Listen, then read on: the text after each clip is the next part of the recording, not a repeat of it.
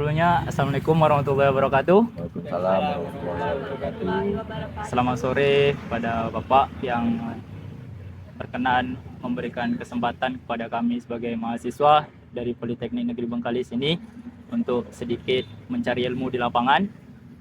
Jadi ya, niat kami itu tadi Pak, mencari ilmu untuk lebih lagi mengetahui berbagai ya pengalaman Bapak dalam mendirikan Kopi Cup ini Pak. Jadi nanti kami akan sedikit tanya-tanya tentang dari awal Bapak mendirikan ini sampai sekarang berjalan di sini kan Pak. Jadi mungkin itu Pak. Langsung saja, siapa nak nanya pertama nih? Mas? Aku dulu. Jadi Pak, pertanyaan pertama yang dari saya nih Pak. Perkenalan dulu Bapak, memperkenalkan diri Bapak. Lepas itu langkah pertama Pak yang diambil sebelum Bapak mendirikan Kopi Cup nih Pak. Oke, baiklah. Perkenalkan, nama saya Erik. Salah satu founder Kopi Cup. Sebenarnya Kopi Cup ini berdiri, bukan saya sendiri yang mendirinya. Ada teman saya satu lagi namanya Yogi. Jadi kami berdua dirikan Kopi Cup. Saya megang di sistem manajemennya, si Yogi ini memegang di operasional produknya. Manajemen operasional produk. Jadi tahap awal kami membangun Kopi Cup ini memang berdasarkan ini. Waktu itu ada surat edaran dari Gubernur Riau melarang pegawai negeri itu ngopi berlama-lama di kedai kopi. Itu. Jadi kan kita tahu nih, masyarakat Bengkalis ini kan banyak pengopi di pagi hari kan, sehingga mungkin pemerintah memandang ini sangat mengganggu di hari pagi itu, jadi mengganggu aktivitas pekerjaannya lah. Jadi di situ kami mengantisipasi bagaimana supaya kawan-kawan di pemerintahan, baik itu di dunia kerja lainnya, bekerja tapi bisa tetap ngopi. Jadi muncullah konsep kopi take away nih, Kopi Cup itu memberi solusi supaya kawan-kawan bisa ngopi sedap juga di tempat kerjanya masing-masing. Nah, itu di akhir bulan Desember. Di akhir Desember tahun 2019. Nah, di awal Januari 2020 ternyata virus Covid menjadi waktu itu. Oh iya Pak. Nah, itu kan melarang orang untuk ngumpul-ngumpul tuh. Nah, ternyata konsep Kopi Cup ini sangat strategis sekali waktu zaman itu. Jadi banyak kedai-kedai kopi disuruh tutup. Alhamdulillah kita tidak disuruh tutup, karena memang konsep ini tidak diperuntukkan untuk orang berlama-lama di kedai kopi. Jadi beli, pesan, langsung bawa gitu. Nah, ini yang membuat konsep ini waktu zaman Covid itu bisa dikenal lah oleh masyarakat. Sampai akhirnya secara tidak langsung itu bisa membantu branding kami. Branding dari sisi produk maupun dari sisi brand itu sendiri. Itulah sejarahnya. Untuk pertanyaan selanjutnya Pak, apa motivasi Bapak dan apa tantangan yang telah dihadapi selama menjalankan bisnis ini Pak? Motivasi kami yang pertama dengan keberadaan Kopi Cup ini, yang pertama adalah bukan hanya dari sisi memberi solusi tadi ya, solusi terkait dengan bagaimana bisa ngopi enak di mana saja dan kapan saja. Yang kedua, harapan kami adalah melalui bisnis ini, kita berharap bisnis ini bisa berkembang dan bisa juga kita menampung tenaga kerja lokal. Itu yang kedua. Yang ketiga, melalui bisnis Kopi Cup ini, karena bahan bakunya itu kopi, kita berharap juga bisa mengangkat kopi lokal. Itu Liberica dan Robusta. Petani-petani lokal. Karena kita tahu bahwa di Bengkalis ini sebetulnya tidak jauh berbeda dengan Meranti. Di sini juga punya potensi untuk pengembangan perkebunan kopi. Dan ini sudah kita jajaki, sudah kita identifikasi ke desa-desa untuk melihat sisa-sisa perkebunan kopi yang ada di Bengkalis ini. Ternyata betul sisa-sisa perkebunan kopi itu masih ada dan pertumbuhannya masih bagus. Nah ini kalau kami pikir ini sangat berpeluang sekali kita untuk memunculkan kembali komoditi lokal, yaitu kopi Lebika dan Robusta Bengkalis. Itulah beberapa harapan kita ke depan. Kalau untuk tantangan ini Kalau untuk tantangannya Mungkin persaingan Pak ya. persaingan lah paling, karena biasalah dunia usaha kan, Nah, begitu benar. kita buka sesuatu hal yang baru, kawan-kawan ngikut, tapi itu kita anggap positif aja. Ya, dalam dunia Dalam dunia usaha kita usaha anggap itu positif, itu sebagai bersaing. motivasi kita lah untuk terus melakukan inovasi kan. Kalau untuk tantangan itu aja, kompetitor lah, kompetitor. Pertanyaan selanjutnya Pak, strategi pemasaran yang dilakukan untuk menarik pelanggan untuk datang ke Kopi Cup itu tuh bagaimana gitu Pak? Target pemasarannya itu apakah untuk hanya orang dewasa atau hanya untuk anak kuliah atau kayak mana gitu Pak? Oke, untuk target pemasaran atau segmentasinya, kami tetap segmen utama itu adalah pekerja. Pekerja itu dalam arti orang-orang dewasa lah, orang-orang yang orang kantoran, tapi tidak menutup kemungkinan juga untuk kalangan-kalangan pelajar dan mahasiswa juga. Tapi kalau secara persentase memang melalui data yang kami bandingkan dari tahun ke tahun, memang segmen kita itu memang banyaknya pekerja atau orang yang sudah bekerja. Nah kalau terkait dengan strategi marketingnya, kita melakukan dua hal tuh, secara manual dan secara online. Kalau secara manual kita biasanya kalau di sini kalau ada produk-produk baru, kita menawarkan ke konsumen untuk mencoba, ya kan.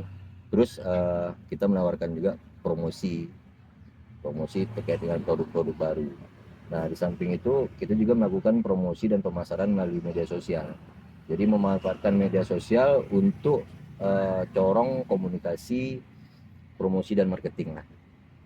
Jadi itu. Kalau online tuh ya biasa kita upload gitu Pak ya. Ada yang upload gitu. Tapi berdasarkan, kalau kami di sini kami jadwalkan dulu konten, misalnya untuk bulan depan ini apa gitu kan, memang harus terstruktur lah. Berarti terus menyediakan, misalnya kan dalam berapa bulan gitu harus ada inovasi baru untuk ditawarkan ke pelanggan gitu Pak. Betul. Terkait dengan informasi produk baru, terkait dengan informasi promosi produk, terkait dengan informasi literasi juga. Kadang-kadang ada kita memunculkan di situ tuh edukasi tentang kopi. Gitu. Jadi itulah salah satu cara kita untuk berkomunikasi dengan pelanggan. Soalnya kan yang kita tahu nih kan, dengan banyaknya tempat-tempat sekarang yang dibuka kan, sesuatu yang baru tuh kan jadi incaran orang-orang Mbak yang sekarang nih kan Pak. Apalagi seperti kami nih yang anak-anak muda nih kan, ngopi di sana, oh yang di sini tidak ada gitu, yang di sini ada. Jadi rasa yang baru atau varian yang baru tuh pasti tetap ingin dirasakan gitu Pak. Betul. Pak, untuk produk yang laris tuh produk apa Pak? Kalau di sini best sellernya ada creamy latte, es kopi cup, habis itu ada lotus prep, ada latte juga, terus ada kopi O, itu termasuk best seller kita, 5 best seller. Udah berjalan berapa tahun nih Pak? 2019 jalan 4 tahun. 4 tahun. Sampai sekarang nih peluang-peluang untuk ya mendirikan ini tuh ada yang peluang besar gitu Pak. Maksudnya kan dengan didirikan ini, wah makin tahun tuh meningkat gitu. Sebetulnya peluang-peluang itu ada. Peluang itu memang tidak juga kita bisa berharap hanya bermain di Bengkalis. Ya betul. Jadi kita juga punya visi ke depan bagaimana Kopi Cup hadir di daerah-daerah lainnya juga dengan pola kemitraan. Dia semacam franchise, tapi dia bukan franchise full kita lepas ke orang, tidak. Tapi kita kerjasama dengan investor, kita tetap sebagai selaku pengelolanya. Investor mungkin kalau memang dia mau menitipkan personalnya untuk menjadi bagian karyawan Kopi Cup boleh, atau dia cukup mengontrol di sistem yang kita laporkan ke dia pun boleh juga. Jadi itulah harapan kita ke depan, bagaimana Kopi Cup bisa berkembang di daerah lain, karena kita juga punya impian untuk mempromosikan kopi lokal kita juga. Jadi sejalan tuh. Jadi kita buka kopi cup di daerah lain sambil memperkenalkan produk kopi lokal kita. Selain yang di sini ada cabang lain Pak? Cabang di kopi cup-nya cabangnya ada 3. Satu di Jalan Tara, satu di Roro Benggalis, satu lagi di Roro Patning. Baru itu. Kan yang kami tahu nih Pak, Hmm. Toba ini kan menempatkan tempat kopi cup ini kan strategis sekali Pak. Hmm. Selain di jalan yang lalu lintasnya padat, lepas itu memang jalan utama di Bengkalis ini kan Pak. Jadi apakah ini Bapak sudah direncanakan dari awal atau memang tempatnya di sini gitu Pak? Karena sesuai dengan konsep kita kopi to go atau take away, memang posisi ini apa namanya itu menjadi salah satu bagian dari analisa untuk kita menetapkan tempat lah atau posisi itu. Jadi kan orang praktis tinggal pesan Itu. bawa entah di mobil gitu kan, Betul. pesan lah Betul. pakai cup kan langsung bawa gitu. Jadi orang-orang kantoran sini kan memang mayoritasnya lewatnya di sini gitu kan Pak. Betul, Ah, betul. jadi oke Pak tempatnya. Kalau boleh tahu Pak, ini tempatnya sendiri atau nyewa Pak? Kita tempat memang lahannya sendiri, cuman tetap kita ada hitungan sewanya juga.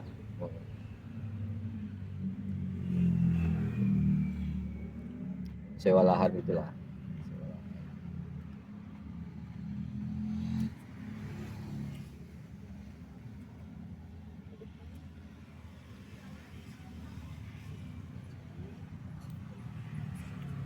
Nah, ini lagi Pak.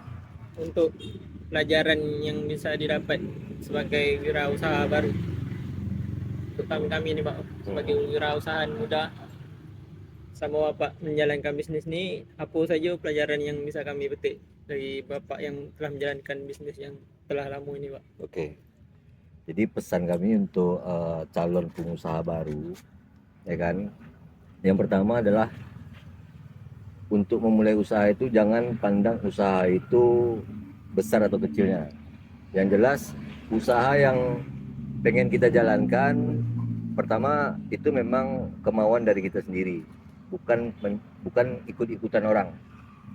Yang kedua, sebelum kita memulai usaha tentu beberapa pengetahuan tentang bidang usaha itu harus kita pelajari dulu, baik itu dari sisi pengolahan produknya, baik dari sisi manajemen bisnisnya, baik dari sisi pencatatan keuangannya. Karena kadang-kadang banyak pelaku usaha baru itu dia terhenti usahanya itu karena tidak mendapatkan keuntungan. Karena apa tidak mendapatkan keuntungan? Karena 3 yang saya sebutkan tadi itu belum direncanakan dengan matang. Jadi alangkah baiknya apapun usahanya, rencana itu harus harus direncanakan dulu. Bagaimana cara mengolahnya, bagaimana cara mengendalikannya atau menjalankan usaha itu, dan bagaimana menghitung usaha itu berjalan sehingga mendapatkan keuntungan. Nah, apabila analisa ini udah kita kaji dahulu, udah kita mendapatkan gambarannya, baru kita mulai. Supaya untuk mengantisipasi terjadi kerugian atau tak jalannya usaha itu. Banyak kadang-kadang kan pelaku usaha muda itu dia modal nekat aja. Nengok orang Betul, buka Pak. usaha ya kan, Iya Pak. dia buat tanpa perhitungan, tanpa rencana terlebih dahulu. Nah ini yang banyak Memikirkan kacau. konsekuensinya kurang gitu. Nah itu, dia hanya memikirkan kerennya saja. Padahal fundamental bisnis itu adalah dari sisi pengelolaan keuangan dan manajemen bisnisnya. Jadi apapun usahanya sebetulnya sama aja, asalkan 2 ini jalan nih, manajemen operasionalnya tepat, habis itu pengelolaan keuangannya pun tepat.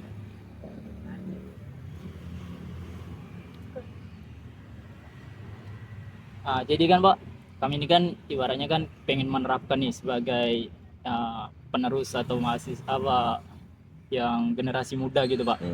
Kami kan tentunya kan takut yang namanya kegagalan atau yang namanya nanti setahun pertama oke, setahun kedua oke, nanti pas tahun ketiga anjlok tuh Pak.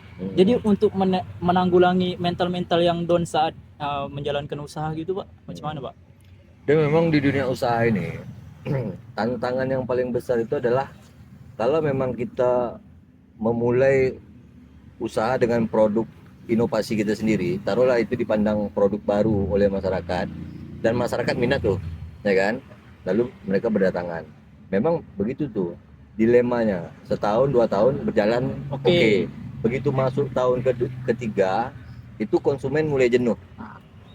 Nah, bagaimana mengantisipasi itu? Yang pertama memang kita harus banyak melakukan riset terkait dengan produk-produk yang akan kita inovasikan atau kita ciptakan lagi, sehingga konsumen tak merasa jenuh, kan gitu kan. Nah, dari produk-produk yang udah ada kalau bisa diinovasikan, diperkaya. Contohnya misalnya kami jual kopi nih, awalnya cuma jual kopi toh, tapi ke depan kita melakukan inovasi lagi. Ternyata kopi bisa ditaruh oleh bahan baku lain, misalnya gel atau es krim segala macam. Lalu kita buat nama baru, kita perkenalkan melalui strategi marketing kita, baik itu offline maupun online.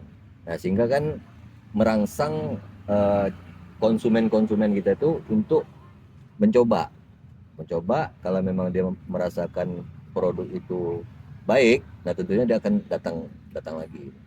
Jadi jangan hanya stuck di produk yang itu aja.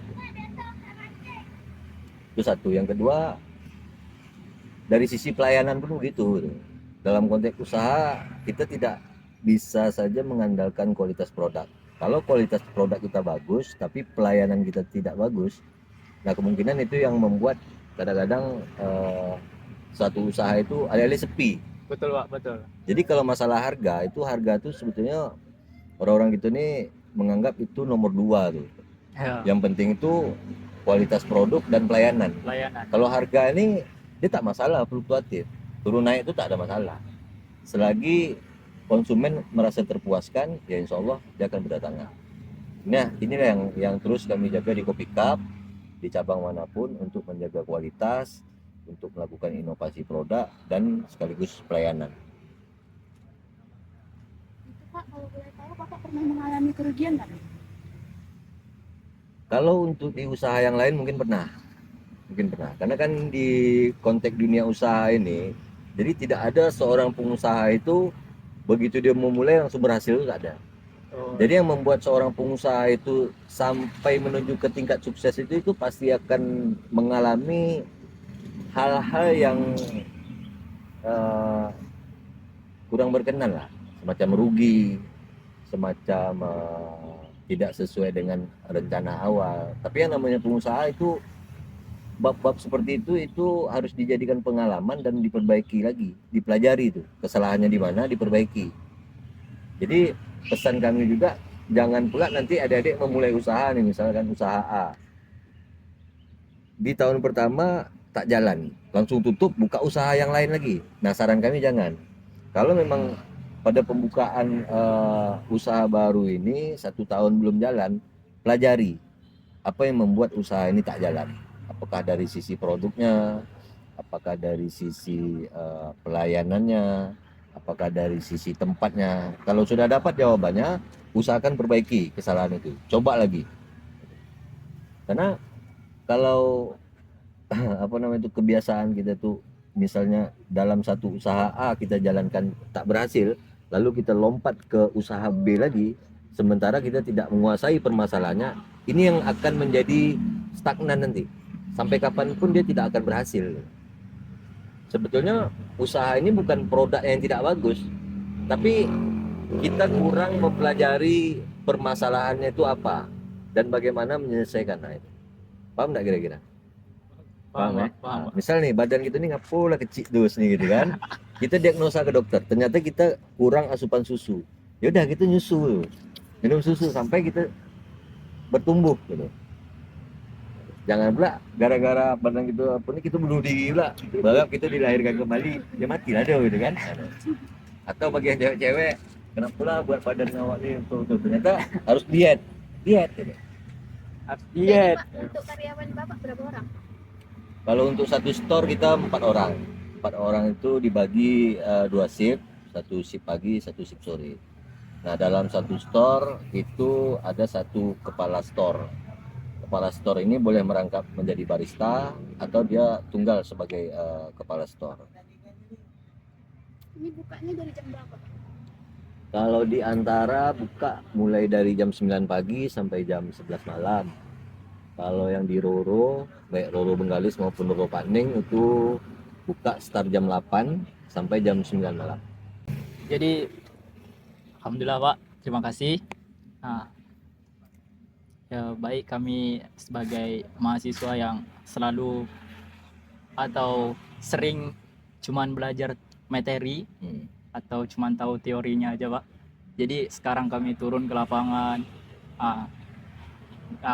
ngobrol-ngobrol dengan Bapak sebagai pengusaha, kami bisa banyak belajar hari ini. Kami bisa tahu ternyata ini dilema yang namanya pengusaha. Jadi tahu apa sih persiapan yang kami harus lakukan, apa sih tantangan yang harus kami lewati nantinya gitu Pak. Jadi ya kami sebagai mahasiswa yang datang di sini yang mengganggu waktu Bapak. Jadi kami minta maaf yang sebesar-besarnya kalau dalam kami tanya-tanya gini menyinggung perasaan Bapak.